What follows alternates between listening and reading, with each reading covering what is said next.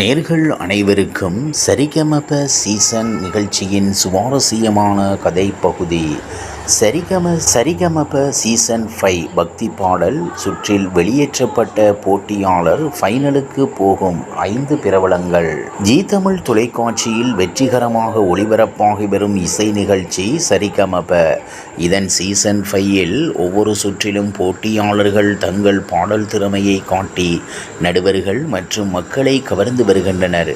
இந்த வாரத்தின் பக்தி பாடல் சுற்றில் ஒருவர் வெளியேற்றப்பட்டது ரசிகர்களுக்கு ஒரு அதிர்ச்சியான செய்தியாக காணப்பட்டது. ஜீ தமிழ் சரிகமப நிகழ்ச்சி 2017ஆம் ஆண்டு தொடங்கியது. இந்த பயணத்தில் பாடகர்கள் கார்த்திக், விஜய் பிரகாஷ், சீனிவாஸ், சுஜாதா மோகன், சுரேஷ் கிருஷ்ணமூர்த்தி, அபிராமி போன்ற பல புகழ்பெற்ற கலைஞர்கள் நடுவர்களாக இருந்துள்ளனர்.